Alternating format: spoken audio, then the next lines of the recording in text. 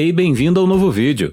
Na história do nosso mundo existiram inúmeros mistérios, mitos e lendas. Algumas histórias parecem vir diretamente de contos de fadas, mas e se eu lhe dissesse que algumas dessas descobertas lendárias foram realmente feitas? Hoje mostraremos 20 descobertas míticas que podem mudar a história. Você é novo nesse canal? Certifique-se de se inscrever e ativar o sino de notificação. E antes de começarmos, também curta o vídeo. Número 20. A espada Excalibur é uma arma lendária associada à história do rei Arthur e dos cavaleiros da Távola Redonda.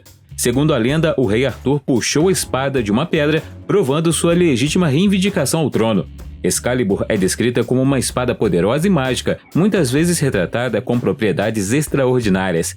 Dizem que é indestrutível e confere grande força e vitória na batalha ao seu portador. Houve várias alegações de que esta espada poderia ser real e algumas pessoas acreditam que a encontraram. No rio Vurbas, na Bósnia, foi descoberta uma espada de 700 anos que se assemelha muito à lendária Excalibur. A espada ficou presa em uma rocha e foi cuidadosamente removida por arqueólogos, tornando a descoberta extraordinária. Outra espada semelhante foi encontrada por uma menina britânica de 7 anos na Cornualha, na Inglaterra. Ela encontrou a espada lendária no lago Dosmary, que se acredita ser o local de descanso da Excalibur do rei Arthur. Assim como a lendária espada Excalibur, outra espada semelhante foi descoberta milagrosamente em uma rocha. A espada pertence a São Galgano, um cavaleiro italiano medieval que enfiou a espada em uma rocha e agora é um local de peregrinação e um símbolo de fé e paz na Rotonda de Montesiepe, na Toscana, Itália. Número 19. O holandês voador é um navio fantasma que assombra os mares, principalmente ao redor do Cabo da Boa Esperança, na África do Sul. A origem da lenda remonta ao século XVII. A história fala de um navio holandês sob o comando do capitão Hendrik van der Decken, ou simplesmente o holandês. O navio estava em uma viagem perigosa ao redor do Cabo da Boa Esperança quando encontrou uma forte tempestade. Apesar dos apelos e advertências da tripulação, o capitão recusou-se a voltar atrás ou procurar abrigo até o dia do juízo final. Sua desobediência invocou uma maldição que condenou ele e seu navio a navegar pelos mares para sempre. O holandês voador é frequentemente descrito como um navio fantasmagórico, envolto em névoa e aparecendo como um navio escuro e misterioso com velas esfarrapadas. Encontrar o navio era considerado um mau presságio entre os marinheiros que se acreditava trazer infortúnio e destruição. Alguns relatos até afirmam que a tentativa de se comunicar ou fazer contato com o navio resultou na morte do observador e se tornou para sempre parte da tripulação amaldiçoada. Um dos avistamentos mais famosos do holandês voador foi pelo príncipe George de Gales, que mais tarde se tornaria rei. Número 18. O Shamir de Salomão é mencionado em antigos textos judaicos e no folclore, particularmente no contexto da construção do Templo de Salomão. Segundo a lenda, o Shamir possuía a capacidade única de cortar ou moldar pedras duras, como diamantes ou mesmo a pedra mais dura de todas, a própria Pedra Shamir. Dizia-se que era uma criatura pequena, parecida com um verme, que podia cortar rochas e metais sem esforço, sem o uso de ferramentas ou exercício de força. A existência do Shamir foi atribuída ao rei Salomão, que, segundo a história, precisava dele para construir o Templo de Jerusalém. Várias versões da lenda descreveram como o rei Salomão obteve o Shamir. De acordo com uma versão, o rei enviou seu servo de confiança para capturar Shamir em seu habitat natural ou para descobrir seu segredo. Outra versão sugere que o próprio Salomão possuía o conhecimento para controlar Shamir e o usou para a construção do templo. A natureza e origem do Shamir, no entanto, permanecem envoltas em mistério. Algumas interpretações o descrevem como um ser sobrenatural criado especificamente por Deus. Número 17. Sechoseki, também conhecida como Pedra da Morte, é uma pedra lendária localizada na região de Nasu, na província de Tochigi, no Japão. Segundo a lenda, a pedra emite uma aura malévola que faz com que qualquer ser vivo que entre em contato com ela morra instantaneamente. Dizem que os pássaros que voam sobre a pedra caem no chão e até a grama próxima murcha. A origem da pedra está associada a um conto popular do período Heian, que durou de 794 a 1185. Esta história é sobre uma monstruosa raposa de 9 caudas conhecida como Tamamo no Mai, que assumiu a forma de uma bela mulher e serviu como dama de companhia do imperador do Japão. No entanto, sua verdadeira identidade e intenções nefastas foram descobertas e ela foi banida. Dizem que quando Tamamo no Mai foi executada, seu espírito malévolo permaneceu para trás e se transformou no Seichoseki. A pedra se tornou um símbolo de sua maldição e da energia negra que ela possuía. Apesar de sua reputação de ser um local a evitar, a pedra continua a ser uma atração turística popular devido ao seu significado mítico e à sua reputação misteriosa.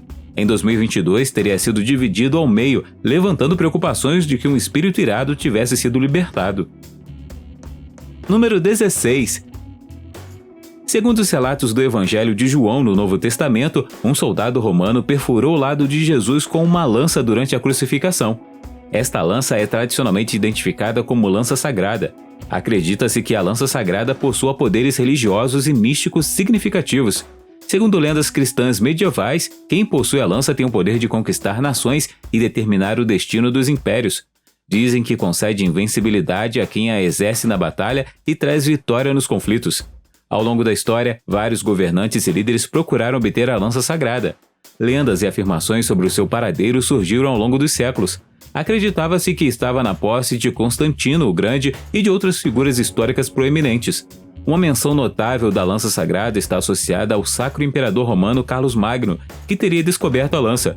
Ele acreditava que seu poder garantia suas vitórias na batalha. Havia rumores de que Adolf Hitler, o líder da Alemanha nazista, estava obcecado em adquirir a lança sagrada. Hoje, a lança sagrada está preservada na Basílica de São Pedro, na cidade do Vaticano, embora a Igreja Católica não faça quaisquer reivindicações sobre sua autenticidade. Número 15. A Mão da Glória é um objeto fascinante do folclore e das tradições ocultas. Acredita-se que seja a mão decepada de um criminoso, que foi então preservada e usada para diversos fins mágicos. Segundo a lenda, esta mão possui poderes místicos que tornam invisíveis aqueles que a possuem. Dizem que a mão só pode ser ativada com encantamentos específicos ou acendendo velas feitas com a gordura do criminoso. A mão tem uma longa história e aparece em vários folclores europeus e práticas ocultas. Acreditava-se que era uma ferramenta poderosa para ladrões, permitindo-lhes cometer crimes sem serem notados. A mão era frequentemente exibida em casas ou instituições como um amuleto protetor, mantendo os maus espíritos afastados ou evitando roubos. Além das propriedades de invisibilidade, a mão também estava associada à adivinhação. Acreditava-se que a mão poderia revelar tesouros escondidos ou fornecer insights sobre o futuro quando usada em conjunto com outros rituais mágicos. Embora a origem e a autenticidade não sejam claras, existem registros históricos de tais objetos sendo comprados e vendidos. Número 14. Segundo o mito, Pandora foi a primeira mulher criada pelos deuses. Zeus, o rei dos deuses, deu a Pandora uma caixa de presente, mas avisou-a para nunca abri-la. Porém, Pandora não resistiu à curiosidade e abriu a caixa, desencadeando problemas e misérias no mundo. Esses problemas incluíam doenças, pragas, tristeza e diversas formas de sofrimento humano. Quando Pandora rapidamente percebeu seu erro e tentou fechar a caixa, só restava uma coisa dentro dela: esperança. A história da Caixa de Pandora é frequentemente interpretada como um conto de advertência sobre as consequências da curiosidade e da existência do mal no mundo. Se esta caixa fosse encontrada, você teria coragem de abri-la? Diz aí nos comentários. Número 13. O livro de Thoth é um livro mítico que contém profundo conhecimento e segredos dos antigos egípcios. Sua origem está envolta em mistério. Acredita-se que tenha sido escrito pelo próprio Thoth, o antigo deus egípcio da sabedoria e da magia, considerado o inventor da escrita. Dizem que o livro é feito de ouro e gravado com hieróglifos sagrados. Seu conteúdo supostamente inclui conhecimentos sobre vários assuntos, como magia, astrologia, medicina, cosmologia e a natureza dos deuses. É frequentemente descrito como uma fonte de feitiços, encantamentos e rituais poderosos, que concedem ao leitor imenso poder e visão. Também é considerado um repositório de verdades ocultas e insights sobre os mistérios do universo. Este livro é mencionado na mitologia egípcia em vários contextos. Acredita-se que tenha desempenhado um papel na criação do mundo e no julgamento das almas na vida após a morte. Segundo a lenda, Thoth usou o conhecimento do livro para restaurar o Olho de Horus e derrotar seu adversário, a serpente Apep. Número 12. O Argo foi um navio lendário da mitologia grega que desempenhou um papel significativo na história de Jasão e os Argonautas. Recebeu o nome do seu construtor Argos. A história do Argo gira em torno de Jasão, um herói encarregado de obter o Velocino de Ouro na distante terra de Cólquida. Para realizar essa tarefa, Jasão reuniu um grupo de heróis habilidosos e aventureiros conhecidos como Argonautas. Eles embarcaram em uma viagem a bordo do Argo, que se tornou seu meio de transporte e elemento central de sua busca. O navio foi construído por Argos, filho do deus Arestor, sob a orientação da deusa Atena. Foi construído com madeira da floresta sagrada de Dodona e possuía qualidades excepcionais como velocidade e durabilidade. Este grande navio apresentava vários remos e um único mastro com uma grande vela quadrada. Tinha uma figura de proa distinta na proa, muitas vezes representada como uma cabeça de carneiro, e na popa era adornada com uma escultura da deusa Hera. A tripulação era composta pelos Argonautas, um grupo de indivíduos heróicos escolhidos por Jasão para acompanhá-lo. Entre os Argonautas mais famosos estavam Hércules, Orfeu, Castor e Pólux, entre muitos outros. Número 11. Na história bíblica de Davi e Golias, o jovem pastor Davi derrotou o guerreiro gigante Golias usando uma funda e uma pedra. Era uma arma simples composta por um pedaço de corda ou couro com uma bolsa no centro para segurar o projétil. Ao balançá-lo e soltar uma das extremidades, o projétil poderia ser lançado em alta velocidade em direção ao alvo. Mas e se disséssemos que esse objeto bíblico pode ter sido encontrado?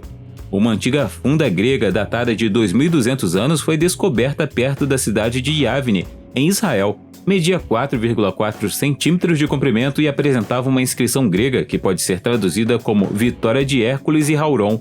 A presença desta inscrição levou à especulação de que a arma poderia ter sido usada como forma de guerra psicológica contra inimigos. Estes eram projéteis especialmente criados para aumentar sua precisão e eficácia. Muitas vezes feitos de pedra ou chumbo, eram marcados com o nome do comandante, insultos ao inimigo ou palavras de incentivo. Número 10.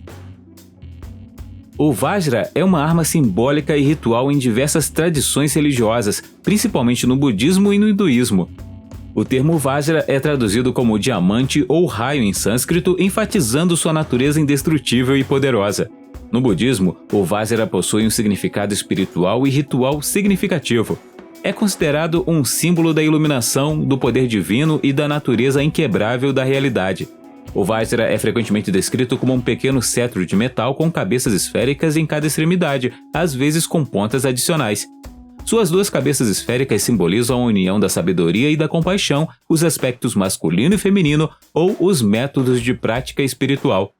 De acordo com alguns relatos, o objeto foi encontrado, mas se é o verdadeiro objeto mítico, permanece um mistério até hoje. Número 9. O martelo de Thor, também conhecido como Mjolnir, é um símbolo associado ao deus nórdico Thor na mitologia nórdica. De acordo com a mitologia nórdica, o martelo de Thor desempenhou um papel crucial na proteção de Asgard, o lar celestial dos deuses dos gigantes. Acreditava-se que o martelo era uma arma incrivelmente poderosa, capaz de arrasar montanhas. Também foi associado a rituais religiosos e usado em cerimônias para abençoar casamentos e nascimentos. A importância do martelo de Thor na cultura viking é enfatizada por sua aparição frequente ao lado de cruzes cristãs em amuletos. Esta combinação de símbolos proporcionou dupla proteção ao usuário, e podemos realmente tê-lo encontrado. A descoberta do martelo de Thor na ilha de Lolland, na Dinamarca, foi um achado arqueológico significativo, se for autêntico. O artefato foi descoberto em Kobelev Lolland, e acredita-se que remonte ao século X. Acredite ou não, os nazistas certa vez procuraram desesperadamente o martelo de Thor. Heinrich Himmler, em particular, fez esforços significativos para localizar o martelo porque acreditava que era uma arma altamente avançada. Número 8. O selo de Salomão é um símbolo associado ao rei Salomão, figura bíblica conhecida por sua sabedoria e habilidades mágicas. O selo tem uma importância cultural e religiosa significativa no judaísmo, no islã e em várias tradições ocultas. Nas tradições judaicas e islâmicas, é frequentemente representado como uma estrela de 6 pontas formada por 2 triângulos entrelaçados. Acredita-se que seja um anel de sinete mágico usado pelo rei Salomão para controlar demônios, comandar espíritos e proteger contra forças do mal. O folclore afirma que o anel concedeu a Salomão a capacidade de se comunicar com os animais e compreender suas línguas. Ao longo da história, houve reivindicações e lendas relacionadas à descoberta de artefatos ou objetos ligados ao rei Salomão ou ao seu selo.